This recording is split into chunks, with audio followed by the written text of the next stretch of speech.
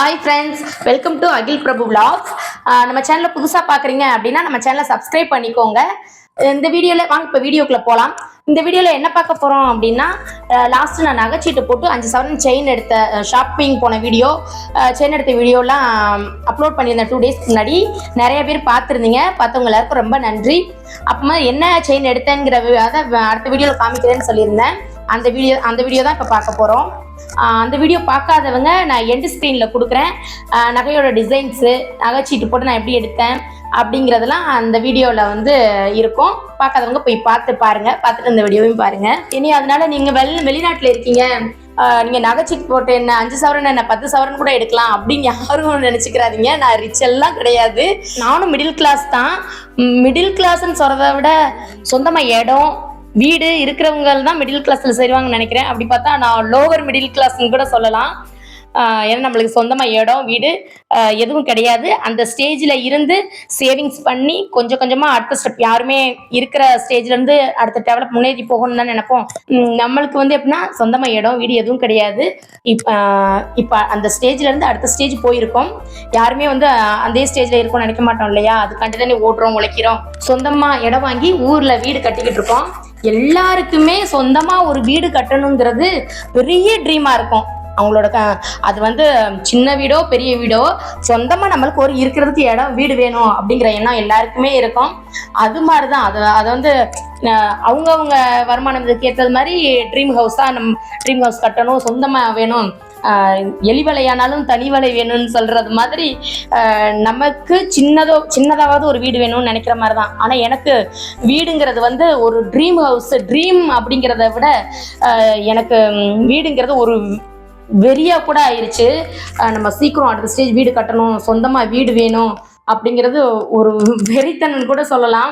அதுக்காக வந்து நிறைய சாக்ரிஃபைஸ் பண்ணி சேவிங் பண்ணணும், இடம் வாங்கணும், முதல்ல வீடு கட்டணும் அப்படிங்கிற தாட்டில் தான் ஆகி எனக்கு வீடுங்கிறது ஒரு எமோஷனலாக கூட ஆயிடுச்சு. நிறைய டைம் வீடுன்னு சொல்லி யோசிச்சா கூட குழந்தைய கூட 10 மாதம் தாண்டா சுமக்கிறோம், அதுக்கப்புறம் இதாயிடுறோம். ஆனால் அந்த வீடுங்கிறத ஏன் நம்ம லைஃப்பில் வந்து எனக்கு மேரேஜ் ஆகி 10 வருஷம் ஆகுது. வீடுங்கிறது 10 வருஷமாக ஒரு குழந்தை மாதிரி சுமந்துக்கிட்டு இருக்கோமே, எப்போதான் நம்ம கையில் கிடைக்கும் அப்படின்னு சொல்லி எதிர்பார்த்துக்கிட்டு இப்போ நம்ம வீடு கட்டிகிட்டு இருக்கோம். இடம் வாங்கி வீடு கட்டிகிட்டு இருக்கோம். அந்த வீட்டோட அப்டேட்லாம் நான் அடுத்தடுத்த வீடியோவில் வந்து உங்களுக்கு ஷேர் பண்ணுறேன். வீட்டுக்கு என்ன பண்ணலாம் அப்படிங்கிற பார்க்குறவங்க வீட்டுக்கு என்ன பண்ணலாங்கிற ஐடியாவை எனக்கு சொல்லுங்கள். வீட்டை பற்றின எனக்கு எல்லாம் தெரியாது. எனக்கு தெரிஞ்சதெல்லாம் உங்கள்கிட்ட ஷேர் பண்ணுறேன். வீடு ஆரம்பிக்கணும்னா என்ன பண்ணணும் அப்படி. கொஞ்ச நாளுக்கு முன்னாடி என் ஹஸ்பண்டை நான் என் வாயிலேருந்து வர்ற கேள்வி, அதாவது நம்ம வீடு இப்போ போயிட்டு இருக்குது, ஆரம்பிக்கிறதுக்கு முன்னாடி என் வாயிலேருந்து அதிகமாக வர கேள்வி என் ஹஸ்பண்ட்டை, வீடு கட்டணும்னா எவ்வளோ அமௌண்ட் தான் கையில் வச்சுட்டு வீடு கட்டணும், இல்லை ஃபுல் அமௌண்ட் தான் வச்சுட்டு கட்டணுமா, இல்லை என்னென்னு அதை பற்றியே நாலேஜே நம்மளுக்கு இல்லையே, அதை பற்றியே தெரியலையே, யார்கிட்ட கேட்குறது? சொந்தக்காரங்கிட்ட கண்டிப்பாக கேட்கவே முடியாது. என் ஃப்ரெண்ட்ஸ்கிட்ட என் ஃப்ரெண்டுக்கிட்ட க்ளோஸாக உள்ள ஃப்ரெண்டுலாம் கேட்டாலும் அவங்க ஏற்கனவே ஓன் ஹவுஸில் தான் இருக்கிறாங்களா, அந்த வீடு இப்போ ரீசெண்டாக அவங்க கட்டலை, ஸோ அவங்களுக்கும் தெரியலை. வீடு கட்டினா எவ்வளோ அமௌண்ட் வச்சுருக்கணும்னு அடிக்கடி என் வீடு கட்ட கேட்குற சொல்கிற வார்த்தை இதாக தான் இருக்கும். நாங்கள் எவ்வளவு கையில் வச்சுட்டு வீடை ஸ்டார்ட் பண்ணோம், பேலன்ஸ் அமௌண்ட்டுக்கு என்ன பண்ணோம் அப்படிங்கிறதெல்லாம் நான் அடுத்தடுத்து வீடியோவில் சொல்கிறேன். இப்போ டாபிக் வேறு பக்கம் போயிட்டுருக்கு, செயினை வாங்கிட்டு. சரி, ஓகே ஃப்ரெண்ட்ஸ், அது நம்ம வீட்டோட டீட்டெயில்ஸ், எனக்கு தெரிஞ்ச வீட்டை பற்றியான விவரங்கள் இதெல்லாம் நான் அடுத்தடுத்த வீடியோவில் போடுறேன். அதெல்லாம் நீங்கள் தெரிஞ்சுக்கணும்னா நம்ம சேனலை சப்ஸ்கிரைப் பண்ணிக்கோங்க. அப்போ தான் நான் போடுற வீடியோ நோட்டிஃபிகேஷனில் உங்களுக்கு வரும். அப்புறம் ஃப்ரெண்ட்ஸ், என்ன நகை எடுத்தேன்னா, நான் வந்து இது ஃபஸ்ட் நம்மளுக்கு வந்து சீட் அமௌண்ட், நம்மளுக்கு வந்து நகை சீட் அமௌண்ட் வந்து 3 சவரன் தான். 3 சவரன்ல நான் இங்கே மட்டும் இல்லை, நான் சென்னையில் சென்னையில் இங்கே 2 வருஷம் ஆகுது நான் ஃபாரின் வந்து. அதுக்கு முன்னாடி சென்னையில் தான் திருவேற்காட்டில் தான் இருந்தோமா. ஜிஆர்டியில் போடும் போதெல்லாம் இப்படி தான், இங்கே வந்து 3 சவரன் போட்டிருக்கேன். ஊரில் வந்து 3 சவரன்லாம் போட்டதில்லை, 1.5 2 இப்படி தான் சீட்டு போட்டுட்டு இருந்தேன். ஸோ அதனால என்ன பண்ணுறது, சின்ன சின்ன பொருள் செயின் இந்த மாதிரியே தான் எடுத்து வச்சுக்கிருவேன். எங்கள் வீட்டுக்காரருக்கு பெரிய ஆசைன்னு சொல்லலாம், எனக்கு தாலி செயின் எடுத்து கொடுக்கணும்னு. சொன்னல, கல்யாணம் ஆகி 10-11 வருஷம். 2013 ஜூலை 10 எனக்கு மேரேஜ் ஆச்சு. இப்போ அப்படி பார்த்தா 2023 10-11 வருஷம் 11 வருஷம் ஆமாம் 11 வருஷம் ஸ்டார்ட் ஆயிடுச்சு. எங்கள் வீட்டுக்காரிக்கு எனக்கு தாலி செயின் எடுத்து கொடுக்கணும்னு ரொம்ப ஆசை. இந்த செயின் வந்து அம்மா வீட்டில் நகையெல்லாம் போடுவாங்க இல்லையா, அதில் போட்ட அம்மா வீட்டில் போட்ட செயின் தான். ஆனால் வந்து 5 பவுனா எடுக்கிறதுக்கு வந்து மொத்தமாக நம்ம கையில் அமௌண்ட்டும் இருக்காது. இப்படி சீட்டு போடுற அமௌண்ட் எப்படின்னா 1 சவரன் 2 சவரனுக்குள்ளே தான் எடுக்கிற மாதிரி இருக்கும். என் ஹஸ்பண்ட் இதை மாற்றிட்டு எடுத்தாரெல்லாம் சொல்லுவாங்க. அதில் வந்து எனக்கு விருப்பம் இல்லை வீட்டில் போட்டதை மாற்றுறதுக்கு. ஸோ இப்படி இது தண்டிகிட்டே போச்சு. எனக்கு 2வது என்னன்னா, தாலி செயின் எடுத்தா வந்து அது நம்மளுக்கு வந்து சென்டிமெண்ட் ஆயிரும். நம்மளே தான் வச்சுக்க முடியும். நான் நகை சீட்டு போடுறதோட நோக்கமே என்னன்னா, ஒரு இன்வெஸ்ட்மெண்ட், ஒரு சேவிங்ஸ், கையில அமௌண்டா இல்லாம நம்ம வந்து நகையா எடுத்து வச்சுக்கிறோம். அது சவரன் 1/2 பவுனோ 1 பவுனோ ஏதோ வந்து நம்ம கையில கிடைக்கிற அமௌண்ட்ல சீட்டு கட்டி எடுத்து வச்சுக்கிறோம். இது நம்ம போட்டுக்கிறதுக்கு நம்ம லைஃப் லாங்லாம் வரணும் நகை அப்படிங்கிற நினைப்பிலேயே நான் நகை எடுத்ததில்லை. நான் எடுத்ததில்லை. ஏன்னா வந்து பேசிக் நீட்ஸ்ன்னு சொல்லுவாங்க, அந்த அடிப்படை தேவை. உடுத்த உடை, சாப்பிட சாப்பாடு, அதுக்கப்புறம் வீடை தான் சொல்லுவாங்க. ஸோ எனக்கு மைண்டில் நின்றதெல்லாம் ஒரு சொந்த வீடு. அந்த சொந்த வீட்டுக்கு எதையாவது பண்ணணும், என்னவாவது பண்ணி சேவ் பண்ணி ஒரு இடத்த வாங்கணும் ஃபஸ்ட்டு. அதுக்கப்புறம் தான் சொந்த வீடு கட்டணும். என் மைண்டெல்லாம் சொந்த வீடை தாட்லேயே இருந்ததுனால நான் நகை எடுக்க போகிறது, சீட்டு போட்டு நகை எடுக்கும் போதெல்லாம் இது ஒரு இன்வெஸ்ட்மெண்ட்டு தான், நம்மளுக்கு வந்து போட்டு வச்சுக்கிறதுக்கு, லைஃப் லாங்லாம் வச்சுக்கிறதுக்கு இல்லைங்கிற மைண்டு என்கிட்ட ஓடிக்கிட்டே இருக்கும். நம்ம இடம் வாங்கும் போது எடுத்த நகையெல்லாம் அடகு வச்சுட்டு இடத்த வாங்குவோம். ஆனால் வீடு கட்டும் போது சேல் பண்ணிட்டு வீடு கட்டுவோம் அப்படிங்கிற ஐடியாவில் தான் நான் நகையை வந்து நான் இன்வெஸ்ட்மெண்ட்னு சொல்கிறது, பின்னாடி வீடு கட்டுறதுக்கு ஒரு நல்ல காரியத்துக்கு சேல் பண்ணுறது, அதை தான் நான் சொல்லிட்டு இருக்கேன். அப்போ எங்கள் வீட்டுக்காரர் இருக்கதோட தாலி செயின் எடுக்கிறதுக்கு சான்ஸே இல்லை. ஏன்னா தாலி செயின் நம்ம அப்படி இப்படின்னு போட்டு எடுத்துட்டாலும் அது நம்மளுக்கு வந்து பர்சனலாக ஒரு சென்டிமெண்ட் ஆகிரும் இல்லையா. நம்ம ஒரு இடம் வாங்கினாலும் வீடு வாங்கினாலும் சேல் பண்ணுறதுக்கு இது மாதிரிலாம் ரொம்ப கஷ்டமாக இருக்கும் தாலி செயின். மற்ற பொருள், சின்ன சின்ன பொருள் எடுத்து வச்சுருந்தாலும் ஒன்றும் பிரச்சனை இல்லை அப்படின்னு தான் தோணும். ஸோ எனக்கு அதனாலேயே நான் தாலி செயின் வேண்டாம், பார்த்துக்கரலாம், ஃபஸ்ட்டு இடம் வாங்குவோம், அப்புறம் இடம் வாங்கிட்டு அதுக்கப்புறம் பார்த்துக்கரலாம்னா, அப்புறம் இடம் வாங்கினதுக்கப்புறம் வீடு கட்டுவோம், அதுக்கப்புறம் பார்த்துக்கரலாம் அப்படின்னே ஓடிடுச்சு. 10-11 வருஷம் ஓடிடுச்சு. இப்போ போயிருக்கும் போதும் 3 சவரன் தான் தெரியும். நம்மளுக்கு 5 சவரன் போடுற அளவுக்கு நான் பிளான் போடலை. அதனால் 3 சவரன் தான் போட்டிருந்தோம் சீட்டு. போயிருக்கும் போது நகைக்கடையில் போய் பார்த்துக்கிட்டே இருக்கும்போது எந்த மாடலுமே எனக்கு செட் ஆகுற மாதிரியே இல்லைங்க. 3 சவரன்ல சரி ஏதோ ஒன்று எடுத்துக்கிடுவோம் அப்படின்னு சொல்லிட்டு பார்த்துட்டு இருக்கும்போது எங்கள் வீட்டுக்காரங்க ரொம்ப கம்பல் பண்ண ஆரம்பிச்சிட்டாங்க. இந்த தடவையாவது நீ தாலி செயின் எடுத்துக்கோ, மாற்றி ஆகணும், தாலி செயின் எடுத்தால் தான் எனக்கு ஒரு பாசிட்டிவாக இருக்கும் அப்படின்னு சொல்லி ரொம்ப கம்பல் பண்ணவன கடைக்காரங்க இருக்காங்கல்ல, ஜுவல்லரி ஷாப்ல உள்ளவங்க, அப்போ இவன்ட்ட இருக்குடா காசு, அவரே வந்து வாங்கிக்கன்னு ஹஸ்பண்ட் சொல்றாரு. இந்த மாதிரி என்ன 3 சவரன்ல சீட்டு போட்டு 3 சவரன்லேயே நிற்கிறாங்க அப்படிங்கிற மாதிரி அவரும் உடனே 3 தூக்கி ஓரம் கட்டிவிட்டு 5 எடுத்து காமிக்க ஆரம்பிச்சிட்டாரு, 5 சவரன்ல உள்ளதை. சரி நானும் பார்த்தேன், எவ்வளோ 10 வருஷம் தான், சரி வேண்டாம் இருந்துட்டோம்.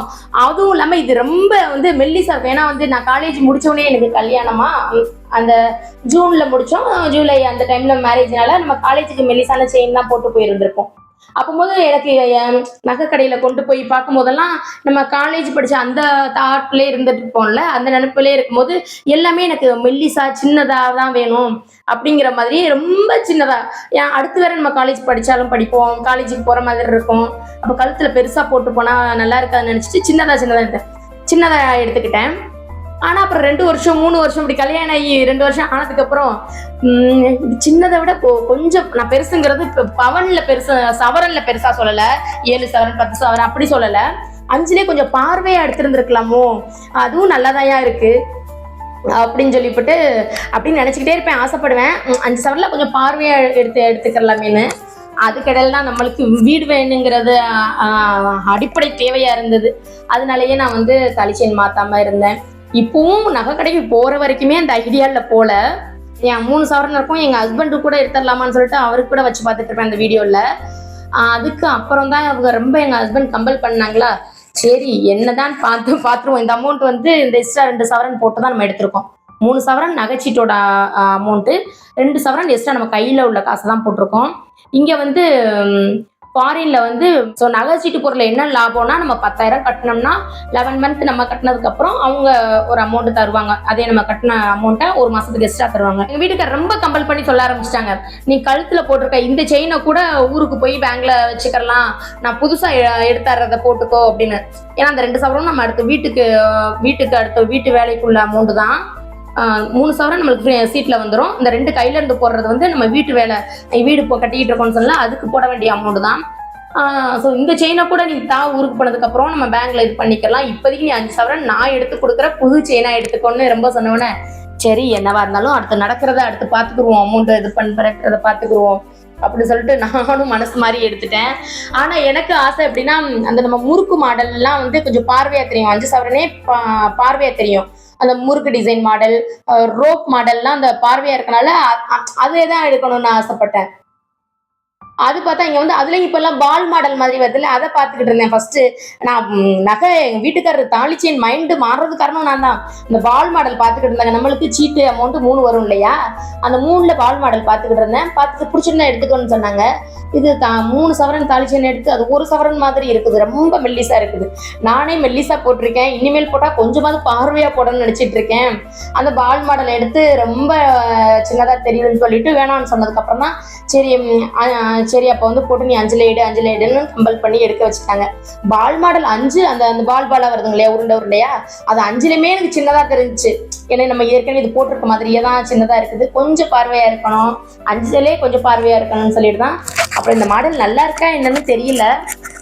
பட் நான் அந்த முறுக்கு மாடலுமே இங்க வந்து அந்த பால் வச்ச மாதிரி அதெல்லாம் இல்லை, அது ஊர்ல தாங்க இருக்கும் அப்படின்னு சொல்லிட்டாங்க. இந்த மாடல் தான் நான் எடுத்தேன். இது வந்து நல்லா இருக்குன்னு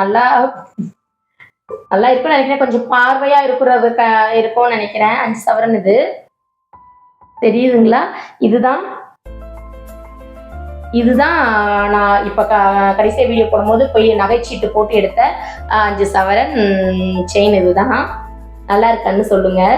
இதான் இப்போ வந்து ஜூன் முடிஞ்சா, ஜூன் ஜூலை 2 மாசத்துக்கு இப்போ கட்டியிருக்கேன். அடுத்த சீட்டுக்கு எவ்வளோ கட்டியிருக்கேன், என்ன அப்படிங்கிற விஷயத்த கூட நான் அடுத்தது ஷேர் பண்றேன். மச்சான் 10-11 வருஷ கனவு இல்ல, ஏன் இத்தனை வருஷம் எனக்கு தாலிச்சேனே எடுத்தல்லப்பா? எடுக்க முடியல. பசங்க பையன் சைடு தானங்க தாலிச்சேன் பண்ணோம்னா, எங்க அம்மா போட்டது தானே போட்டுட்டு இருக்கேன் 10-11 வருஷமா. போகலையா? ஆனா ஃபைனல ஹஸ்பண்ட் எனக்கு எடுத்துட்டாங்க. எனக்குமே பர்சனலா சென்டிமெண்ட், அப்பா அம்மா கஷ்டப்பட்டு எடுத்து கொடுத்தது அது வந்து மெமரிஸா இருக்கணும், ரொம்ப நாளைக்கு வச்சுக்கணுங்கிறக்காகவே நான் மாத்த கொடுத்தது இல்லை. இப்ப இதோட ஃபுல் சம்பளமும் மச்சானோட காசுல எனக்கு எடுத்து வந்திருக்காங்க. ஸோ ரொம்ப ஹாப்பி. போட்டுடுங்க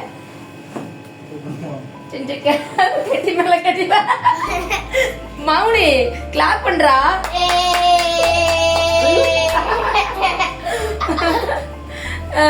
இதெல்லாம் எங்க மச்சான் எனக்கு வந்து 11வது வருஷம் வெட்டிங் டே 10 ஜூலை 10 எனக்கு வெட்டிங் டே. ஆனா அதுக்கு முன்னாடியே எடுத்துக்கிறது. நல்லா இருக்கான்னு சொல்லுங்க. இதுதான்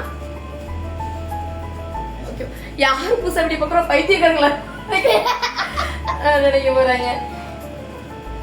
அப்புறம் ஒண்ணு, இது வந்து நான் காலேஜ் படிச்ச டைம்ல அந்த தாட்ல இருந்தாலும் மெல்லிசா எடுத்துக்கிட்டேன்னா பார்வையா தெரியக்கூடாதுன்னு. அப்புறம் போக போக பார்வையா தெரியணுங்கிறக்காகவே வேற பெருசா கொஞ்சம் 5 பெருசுனா சவரன்ல பெருசு கிடையாது, பார்வையில 5 சவரன்லயே கொஞ்சம் பெருசா போடணும்னு ஆசைப்பட்டேன். அப்புறம் நம்மளுக்கு எடுக்கிற சுச்சுவேஷனே வரல. அதுக்கடுத்துதான் ஓடணும் ஓடிக்கொண்டே இருப்போம்ங்கிற மாதிரி இடம் வாங்கின கடனை கட்டணும், அந்த நகையை வச்சு நகையை திருப்பி அப்படிலாம் பிரட்டி உருட்டி இடத்தெல்லாம் வாங்குற மாதிரி ஆகிப்போச்சு. ஸோ வாங்குறதா சுச்சுவேஷன் அமையல. இப்போ ஃபைனலாக அமைஞ்சிருச்சு, வாங்கியாச்சு, சீட்டு போட்டு வாங்கியாச்சு. அடுத்த சீட்டு போடும். இதே மாதிரி பார்க்குறவங்களுக்கும் மோட்டிவேஷனாக இருக்கணும். கண்டிப்பாக சீட்டு தான் போடணும் அப்படிங்கிறது கிடையாது. நம்பகமான முறையில் உங்களுக்கு என்னென்ன சேவிங்ஸ் மெத்தட் தெரியுமோ கண்டிப்பாக அதில் சேவிங்ஸ் பண்ண ஸ்டார்ட் பண்ணுங்கள். பெரிய அமௌண்ட் இல்லை, சின்ன அமௌண்ட்டாக இருந்தாலும் சேவிங்ஸ் தான். ஆர்டி போடலாம். ஏலச்சீட்டு நம்பிக்கையாக, ஏலச்சீட்டுங்கிறது கவனமாக போடணும் பார்த்து. நம்ம நம்பிக்கையாக தெரிஞ்சவங்க, நல்ல நம்பிக்கை அப்படிங்கிற மாதிரி இருந்தால் தான் நம்ம ஏலச்சீட்டு போடணும். தெரியாதவங்க, அந்த ஏரியாவில் குடியிருக்காங்க, பக்கத்து வீட்டுக்காரங்க அப்படின்னு சொல்லி நம்பி போடக்கூடாது. வேற அவ்வளோதான். நகைச்சீட்டு வந்து நம்பகமாக நல்ல கடையில் பார்த்து போடுங்க. நிறைய பிரான்ச்சஸ் இருக்கும்ல, அந்த மாதிரி கடையில் பார்த்து சின்ன அமௌண்ட்டாக இருந்தாலும் சேவ் பண்ணலாம். அம்மா முதல்ல மாற்றாததுக்கு காரணம் நல்லதுதாங்க. இதை மாற்றாததுக்கு காரணமும் நல்லதுதான். ஏன்னா இதெல்லாம் வந்து ஒரு வருஷம் வருதோ 2 வருஷம் வருதோ அது அந்த இது ரெடிமேடாக அப்படியே எடுக்கிறது தானே அது போகிறதுக்கு சான்சஸ் இருக்குது. ஆனால் இது நம்ம வந்து இந்த நகை செய்வாங்க இல்லையா அவங்கள்ட்டே கொடுத்து செய்ய சொன்னதுனால இப்போ 11 வருஷம் ஆகியுமே ஒரு சின்ன ப்ராப்ளம் கூட இதில் வந்தது கிடையாது. சூப்பராக அப்படியே இருக்குது, எப்படி எடுத்தோமோ அப்படியே இருக்குது இன்ன வரைக்கும். அதுக்காண்டியே மாற்றாமல் இருந்ததும் ஒரு இது நல்லது தான். இன்னும் இதை வந்து தனியாக நம்ம தாளிச்சின்னு எங்கள் ஹஸ்பண்ட் எடுத்துட்டாங்க, அவங்களோட இதில் எடுத்துட்டாங்களா. இது இனிமேல் நம்ம இருந்தாலும் இதை எக்ஸ்சேஞ்ச் பண்ணிக்கிறலாம், ஒன்றும் பிரச்சனை கிடையாது.